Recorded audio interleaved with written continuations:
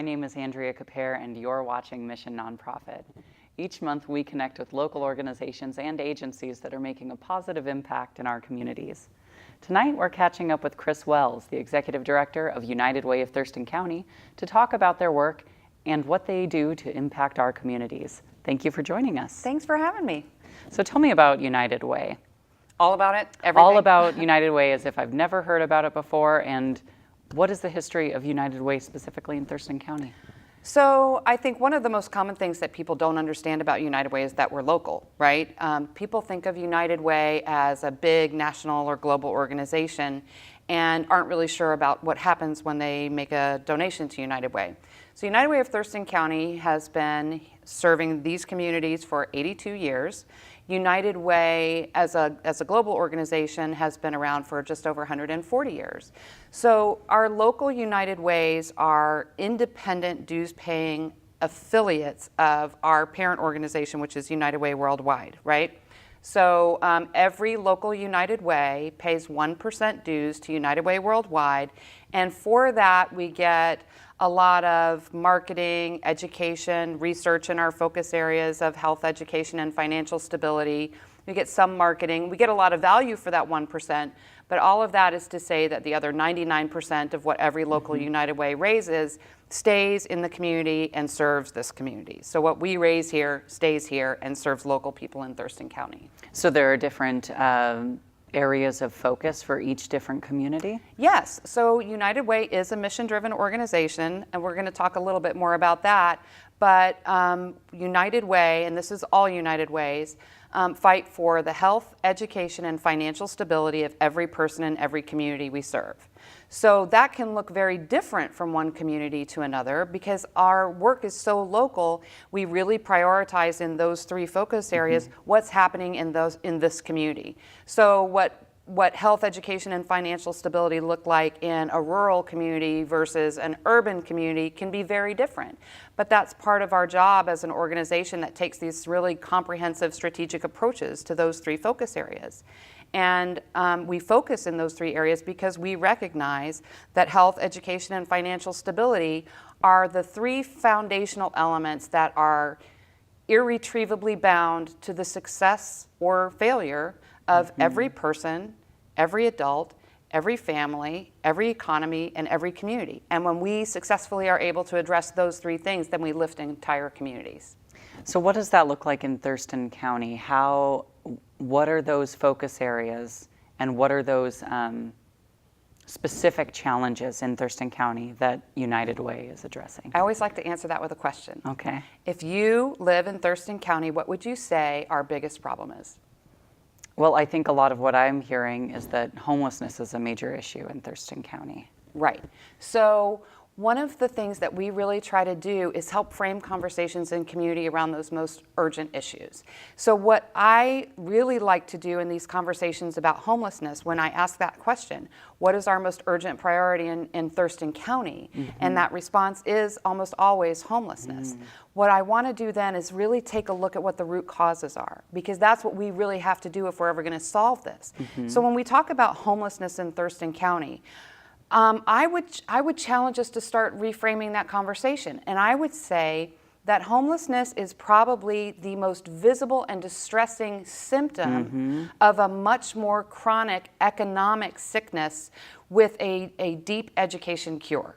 Right? So if you're thinking of this in terms of what are the sicknesses in our communities and how do we raise up a healthy community, then homelessness is triage and ER. But there is a pipeline that feeds that crisis, and it's our job as an organization, as a United Way, to get to the root of what that crisis is that's feeding that visible symptom. And for us, we have a lot of data that's being gathered all over the county by different funders and different community stakeholders and local and state governments, and research that we're doing ourselves to produce quality data that's really going to paint a more comprehensive picture. Because when you're talking about challenges like homelessness and economic issues and education issues and systems and policy changes, you really have to understand the big picture. And for the most part, I think communities or individuals within communities who are just going about their business might look at homelessness as something that's much more simple. That's a problem that's just founded in bad choices, right? But if you're doing the right data gathering, then you really begin to understand that you're only scratching the surface when you're looking at the members of this homeless population you could say credibly that they're there because of bad decision making. Right? And ultimately it would be an individual problem if it wasn't such a pervasive problem, but it's an enormous problem impacting visible homelessness, invisible homelessness, rural communities, urban communities, and homelessness looks different across the board. Well, and we have two very compelling pieces of data and they're very recent, that we are able to refer to really start. It's like pulling a thread or peeling layers of an onion, right? So if we really want to know what's happening in Thurston County, my go-to data pieces right this minute are the United Way ALICE report and the county's point-in-time census of the homeless population, right? So ALICE is an acronym for Asset Limited Income Constrained Employed, and that is basically the working poor. And what we want to measure is, how are people doing in Thurston County in those three focus areas, and then what are the factors that are driving the success or failure of populations within Thurston County, right? So when we're looking at ALICE, ALICE is all of the households in Thurston County who are not just living at poverty level and below. That's about 11% in Thurston County.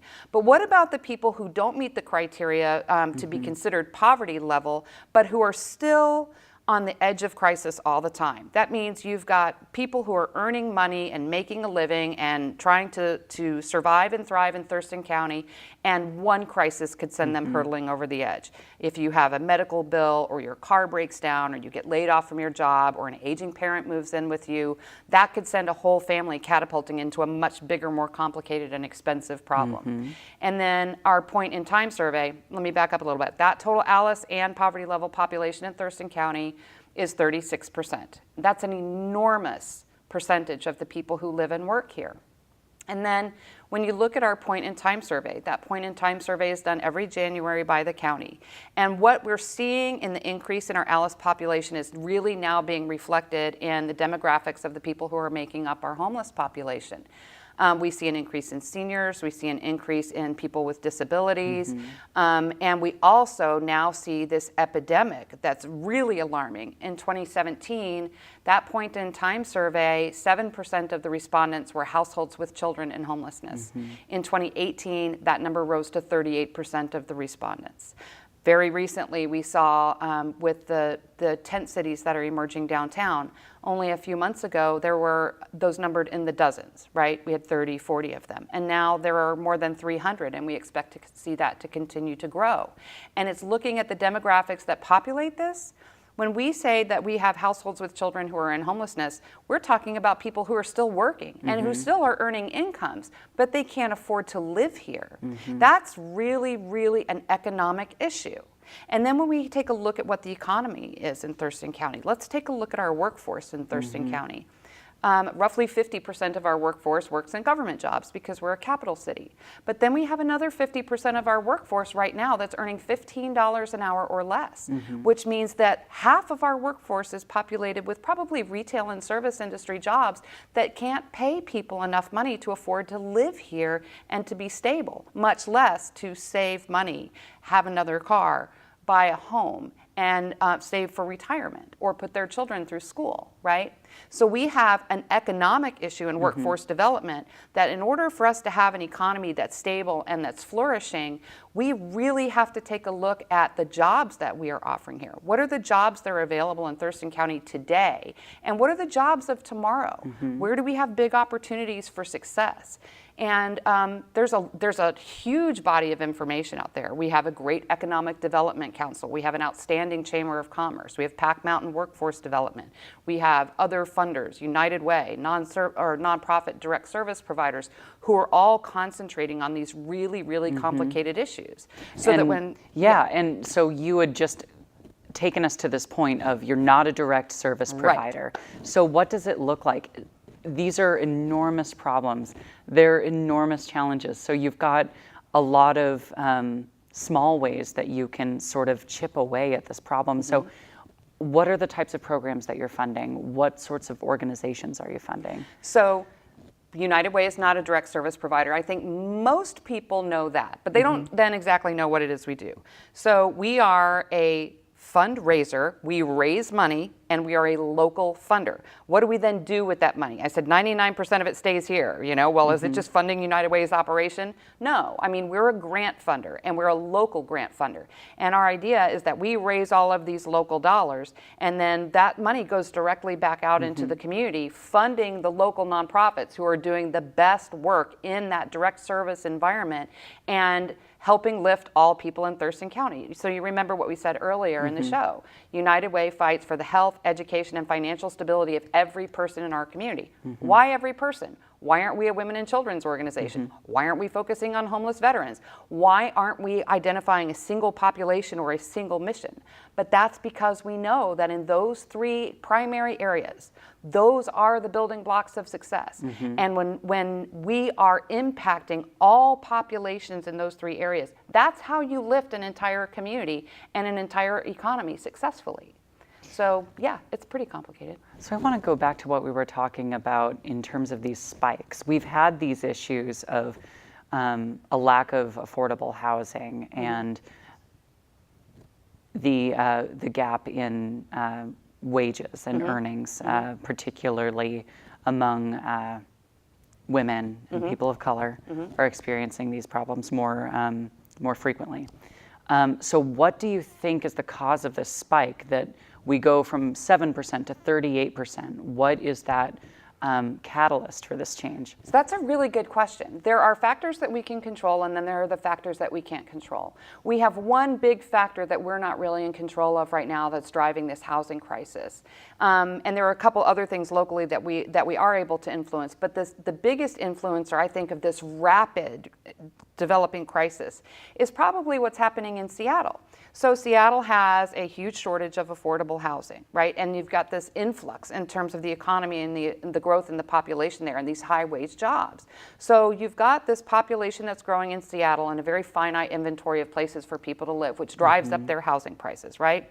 So then you've got the average price for a house in Seattle, and I'm not talking about a house, I'm talking about a house, right, is $800,000. Okay, so now you've got these people who are coming to work in Seattle and live in Seattle, and they could be earning enormous salaries, but because of the cost of living there, it's sort of driving this population south and creating a population of commuters who are going to Pierce County and Thurston County and buying houses for $500,000 or less and either working part-time from here or commuting every day to go back. So they're going and they're earning money in Seattle and they're earning those Seattle wages, and then they're buying these more affordable homes and gobbling up the inventory in these counties that are south of Seattle or within driving or commuting distance of Seattle. So that's now driven up, it's reduced our inventory very drastically, it's driven up our housing costs, and we have not been able to produce housing at a rate that is going to accommodate that out-of-town growth and that purchaser and compete here with people who don't earn the kind of money people are earning in Seattle. And now all the rents are being driven up, the inventory is suppressed, the cost to buy a house is much higher, and development can't keep pace. So there are a lot of things that factor into what's created this ballooning crisis. But we know a couple of things. One, if we do a lot of concentration on workforce development and leveling up the jobs in this community, then people will earn money that will enable them to live and work here comfortably. And two, if we have to start doing some anticipatory planning that didn't happen in Seattle. When we look at what's projected for population growth in Thurston County, in the next 15 years, we're going to see an increase of close to another 100,000 new residents in Thurston County. Now, we need to anticipate that and respond to it now. That's going to be a really key critical issue for us here. But again, as a United Way, We have to take a look at the things that we are able to influence and impact today while we're very strategically looking at what this community is going to look like 10, 15, and 20 years down the road. And we do that not only by raising the money we raise and investing it locally to deal with those issues and to be strategically working towards these other larger goals, but also to convene our community and all of the various stakeholders around what this economy and this community is going to look like in the next 15 or 20 years and how we're planning for it now. So how does United Way impact or influence policy around these issues? That's a really great question. So that is one of the biggest ways that United Ways have a significant opportunity to influence things locally, statewide, and nationally, is in advocacy and in really deeply understanding what's happening in our communities that we have the ability to influence by working very closely with city governments, county governments, other funders, other investors, community leaders, and stakeholders. And how are we developing policy, legislative, and advocacy platforms and agendas that we're all now uniformly working together to advance? That is one of the things that United Way does. And we also have the additional advantage of being a network that is national and global. So if we know that we're looking to advance very particular policy agendas in education and economic development in Thurston County and in the state of Washington, how am I able to leverage my relationship and connection with United Way executive leaders across the state so that we're advocating with one voice for these things that are going to impact everyone in the state? And then how are we leveraging our relationship with nonprofit or United Way leadership around the country, going to Capitol Hill in Washington, D.C., and advocating for policies and legislation nationally that affect all of us in these three foundational areas of health, education, and financial stability. That's part of our work. So we've talked about affordable housing, we've talked about economic development. What does United Way do in that education piece? That's my favorite question because that's a big piece of it. What's really exciting and that I think we have a great opportunity here in Thurston County and in the state of Washington is really in being innovative about how we imagine education and what we want for kids. And we first have to see what we've done in the last 30 or 40 years that has sort of created this economic crisis that we have, because we did contribute quite a lot to that. About 30 plus years ago, some genius decided that every kid was going to fit in a square box. Somebody decided, or all of us decided collectively, that there was one way to succeed, and that was every child was going to graduate high school, and then they were going to go on and pursue a 4-year and advanced degree, and every kid was going to be a doctor, a lawyer, or a CPA. And we see how well that's played out, right? So what we have here in Thurston County, we have pretty good graduation rates. And in fact, I think nationwide, what we've gotten really good at is jamming kids through high school, right? So what do we see is happening with students who are graduating high school? And then what's happening with the ones who don't? In our highest performing school districts in Thurston County, we have kids who are graduating high school at 90+%. Most of those kids, right? So there is a problem with the 10 or 12% of students who aren't graduating from high school in those districts. What becomes of them? What are they prepared for? How are they going to live and make their way in the world? But let's go one step further and say, of those 90% of kids who are graduating in these great performing districts, how many of them are going on and pursuing a 4-year or advanced degree? And that is about, I want to say, 70% of students in one district. I'm not talking about countywide. But then that means that there's another 30+% whose the extent of their education is just high school, right? So the high school graduation rate is not the standard. What is happening to the nearly half of students? Now, if we're getting into the 40+% between the kids who don't pursue a higher education and the 10% who don't even graduate high school, what becomes of them? Where are they to go? How are they going to pursue a career, a job that pays a living wage, buy a home, save for retirement, and have a family? How are they going to be able to do that? Let's go one step further and say we've jammed the majority of our kids through high school, and then a further majority of them go on and they do pursue a 4-year or an advanced degree. What's happening to them? Those kids are graduating with a massive amount of student debt that they're not going to pay off until they're in their 50s or their 60s, and many of them cannot find work in their fields of study. So we have not been thinking about education in the comprehensive way that we really need to consider it. Because let me tell you something. You know what doctors, lawyers, and CPAs need? They need plumbers, Contractors, HVAC specialists, they need people who know how to do things, build things, fix things, and work in systems, right? So we have a lot of economic opportunity in Thurston County and everywhere. I mean, people are feeling this pinch economically all over the country. How are we being really innovative and imaginative about education? What do we imagine that a high school diploma is, right? What does it mean? And how are we using those high school years to really prepare kids? Some of those students are going to want to pursue further academia. That's fantastic. Great. Then we need a high school diploma that is preparing those students to go on and pursue an advanced degree. But how are we identifying skills and abilities in students who don't necessarily want to go to college? What are we doing to identify opportunities for those students? And how are we imagining the different paths to high school graduation and what that means? Can we start identifying those core competencies in the first 2 years of high school and use the second 2 years to do real meaningful career and technical education and development that either becomes a springboard for further career and technical education or prepares a student to graduate high school and go directly into the workforce? And where are those economic opportunities? We know that we're importing tens of thousands of skilled trade jobs to Thurston County every year because we're not preparing that workforce. If you're a contractor in Thurston County and you're trying to build something, you have a really hard time finding the hands to do it. So what that means is we have tens of thousands of people outside of Thurston County who don't live here, who come here and earn $50,000, $60,000, $70,000 a year at those skilled trade jobs, and then they take their money home. Right? So how are we messaging to parents and students that success looks like a lot of different things? And it's not just skilled trades, it's healthcare jobs. Those are at a premium, and there's a drastic shortage of nurses, nurse practitioners, physician's assistants, right? What about the support positions of transcriptionists and other medical professionals? That's a big opportunity today, right now. And then we've got technology, biotech, entrepreneurship, lots of opportunities. What if we are living in a state with an education policy that supports 5 different high school graduation diploma options? How great would that be? And how do we get them to graduation in the first place? When we're talking about reduced attendance and the inability of parents to regularly get their students, their kids to school through, maybe their car breaks down, maybe they don't have regular housing. We identify those issues and work to triage those crisis issues in families. But one of the things I think that we really need to examine is, how many students don't graduate because they don't see anything for themselves, because we haven't told them there's anything else.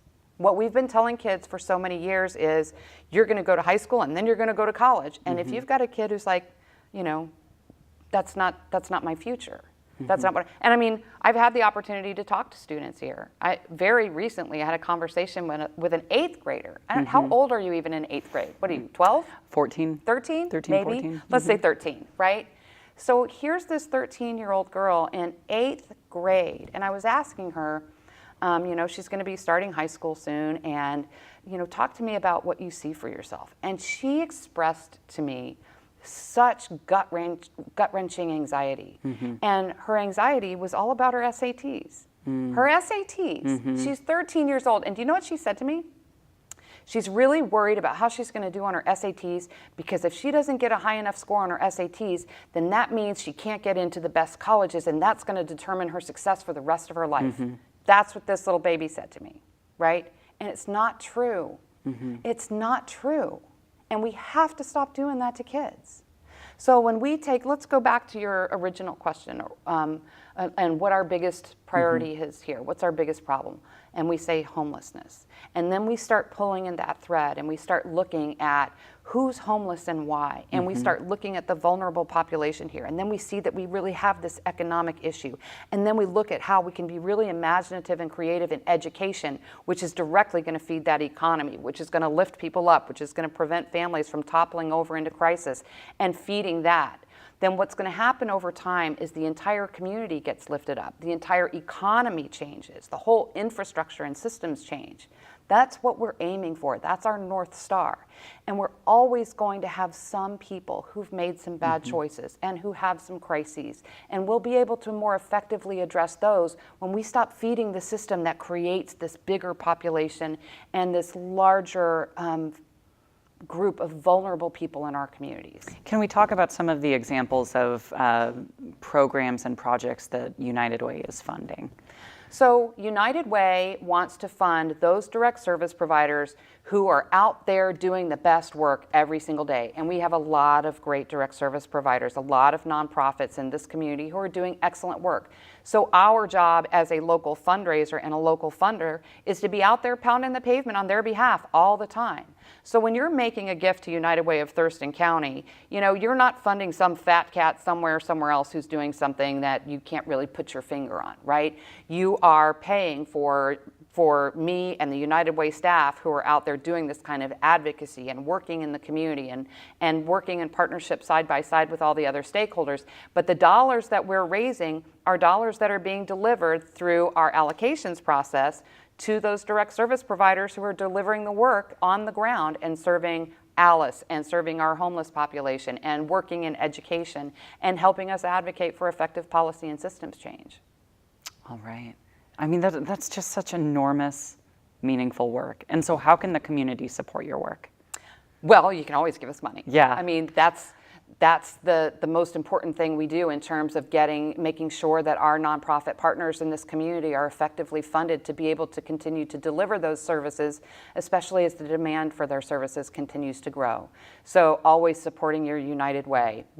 I promise to everyone that we will be the best possible stewards of every dollar that's donated to United Way. And we have a system for that. I am a systems person, right?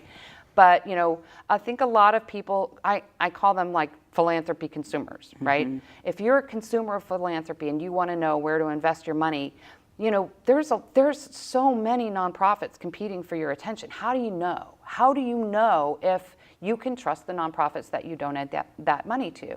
And there's a way to check, and there are things that you can know and understand. I will throw our development plan open to anyone. I'll show anyone our budget. I don't care. But what I want people to understand for that is there are metrics that we really have to report on to get the highest rating for transparency, accountability, and sound fiscal management. So we are good stewards of those dollars. We are getting them out into the community. And at every opportunity, if you can donate to your United Way, we will accept it. If you would like us to come and speak to your organization and talk about the work we're doing, I will never stop. I can do it. And if you would like to come and see more about the work we're doing, we have opportunities for people to volunteer. We have a board of directors. We have an allocations team to help us invest our money in the community. We have our Women United group, which is a body within the United Way body that is also prioritizing this really vulnerable population. And we're doing some really complicated, comprehensive work, and there is a place at the United Way table for pretty much everybody who wants to have a part of it. Great. And with just a few minutes left, you had mentioned Women United, and we had them on the program about a year and a half ago, and that reminds me of Power of the Purse. So you've got some other events and campaigns going on, so share that with us. Yes, so we have our traditional workplace campaigns, which are going on right now, and if you want to know more about our workplace campaigns, I'm going to mention our web address here in just a couple minutes, so you can do a workplace campaign.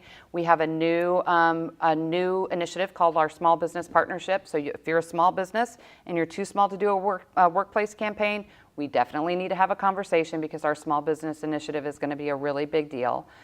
We have our Straight from the Heart event, which is an evening event on February the 9th that's coming up. So that's an opportunity to learn more about what we're doing and to have a fun night out. It's going to be a really nice evening. And then Women United has Power of the Purse, and that's coming up in May. That we'll be able to give more information about, but I think the event date is already on our organizational calendar. But all of that can be found at our website. It's unitedway-thurston.org. Thank you. I really appreciate your time tonight. I really appreciate you having me. I love talking about our work. It shows. That's all we have for you. You can see Mission Nonprofit on Channel 77 on Sundays at 4:30 p.m., Tuesdays at 7 p.m., Thursdays at 7:30 p.m., and Saturdays at 6:30 p.m. You can also catch us online at tcmedia.org. See you next time.